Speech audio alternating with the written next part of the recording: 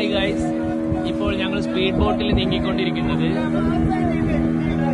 അഗത്തിയിൽ നിന്ന് ബംഗാരം, തിണ്ണക്കര എന്നീ 2 ഐലൻഡിലേക്കാണ്. ഈ 2 ഐലൻഡ്സിന്റെയും പ്രത്യേകത ഇതിൽ സൂക്ഷിച്ചു നോക്കിക്കഴിഞ്ഞാൽ കാണാൻ കഴിയും. അങ്ങകലെ 2 ചെറിയ പൊട്ട് പോലെ കാണുന്ന ആ ഒരു 2 ഐലൻഡ്സിനെയാണ് നമ്മൾ ബംഗാരം അതല്ലെങ്കിൽ തിണ്ണക്കര എന്നൊക്കെ പറയുന്നത്.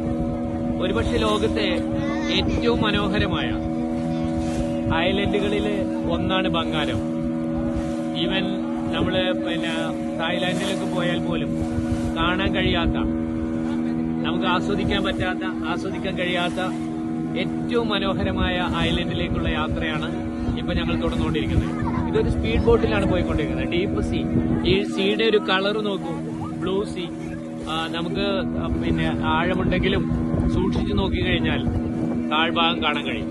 മനോഹരമായ ദൈവത്തിന്റെ സൃഷ്ടി. ബംഗാരം ഇത് സൂക്ഷിച്ചു നോക്കിയാൽ അപ്പുറത്ത് നമുക്ക് കാണാൻ കഴിയും. ഈ ബംഗാരത്തിനും അതേപോലെ തിണ്ണക്കര, ഈ 2 ഐലൻഡിനും ചരിത്രപരമായ ചില സവിശേഷതകളുണ്ട്. ഒന്ന്, ബംഗാരം എന്ന് പറയുന്ന പേര് വന്നത് വന്ന കര എന്നാണ്. വന്ന കര, എത്തിച്ചേർന്ന കര. The land where you reached, നിങ്ങൾ എത്തിച്ചേർന്ന കരയ്ക്ക് പറയുന്ന പേരാണ് ബന്ധാരം, അതായത് ബന്നക്കര. അതേപോലെ തിണ്ണക്കര എന്ന് പറയുന്നത് തിന്നുന്ന കര, ഭക്ഷണം കഴിക്കുന്ന കര.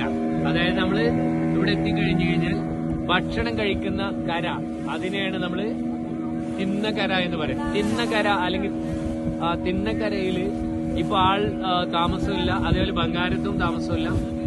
ഈ 2 സ്ഥലങ്ങളിൽ നിന്നും ഇൻഹബിറ്റ്സിനെ, അതായത് അവിടുത്തെ നിവാസികളെ, അവിടെ ഉണ്ടായിരുന്ന ആളുകളെ, അവിടെ സ്ഥലം പ്രോപ്പർട്ടി ഒക്കെ ഉണ്ടായിരുന്നവരെ അവിടെ നിന്ന് ഒഴിപ്പിച്ചുകൊണ്ടിരിക്കുകയാണ്. അത് ഗവൺമെന്റ് അക്വയർ ചെയ്തുകൊണ്ടിരിക്കുകയാണ്. ആ സ്ഥലം ഗവൺമെന്റ് പ്രോപ്പർട്ടി ആക്കി മാറ്റിക്കൊണ്ടിരിക്കുകയാണ്. നമ്മൾ ഏകദേശം ഇനിയൊരു 15 മിനിറ്റ് കൊണ്ട് നമ്മൾ ബംഗാരത്തേക്ക് എത്താൻ പോവുകയാണ്.